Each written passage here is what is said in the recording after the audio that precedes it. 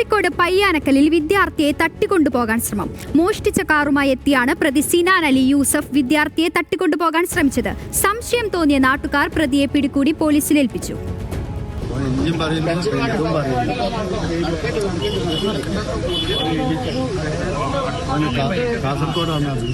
രാവിലെ 9 മണിക്ക് Kozhikode പയ്യാനക്കലിൽ football coaching കഴിഞ്ഞ് മടങ്ങുകയായിരുന്നു 12 വയസ്സുകാരൻ. വീട്ടിലേക്ക് തിരികെ നടക്കുമ്പോൾ തൊട്ടരികിൽ ഒരു ടാക്സി കാർ വന്ന് നിർത്തി.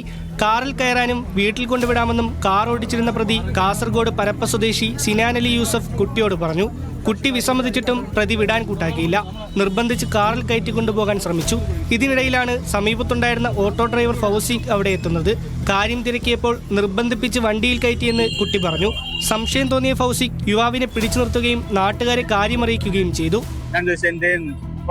എന്നോട് വണ്ടി കൊണ്ട് ഞാൻ വീട്ടിൽ വിട്ടുതരാന്ന് പറഞ്ഞിരിക്കുന്നത്. മോനെ അടക്കുന്നത്. അപ്പൊ ഞാൻ ചോദിച്ചത് ഈ ഓടുള്ള ഞാൻ കാസർഗോഡുള്ള. ഞാൻ എന്തിനാ ചോദിച്ചത്? എനിക്കറിയണല്ലേ ഇവിടുത്തെ സംഭവങ്ങളൊക്കെ ഇപ്പൊ നടക്കുന്നത്. ഇങ്ങനെ കുട്ടികളെ കയറ്റി കൊണ്ടുപോകാൻ പാടില്ല എന്നുള്ള അറിയില്ല. അപ്പൊ ഒന്നും ഉണ്ടെന്നില്ല.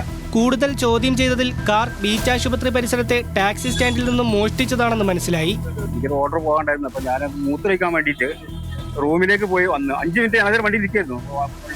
ഓർഡർ പോകാൻ വേണ്ടി മൂത്രമൊഴിക്കാൻ വേണ്ടി റൂമിലേക്ക് പോയി തിരിച്ചു വന്ന് 5 മിനിറ്റ് കൊണ്ട് തിരിച്ചു നോക്കുമ്പോൾ വണ്ടി കാണാനല്ല.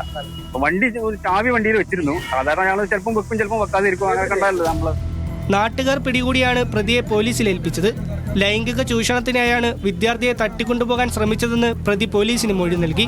തട്ടിക്കൊണ്ടുപോകാൻ കൃത്യമായ ആസൂത്രണം നടത്തിയിരുന്നതായും മുഖംമൂടി ഉൾപ്പെടെ കയ്യിൽ കരുതിയിരുന്നതായും പ്രതി മൊഴി നൽകി.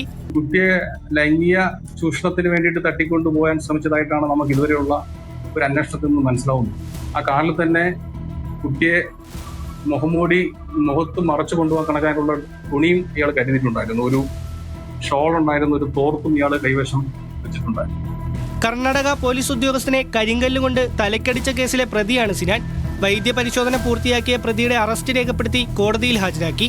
ന്യൂസ് മലയാളം, കോഴിക്കോട്.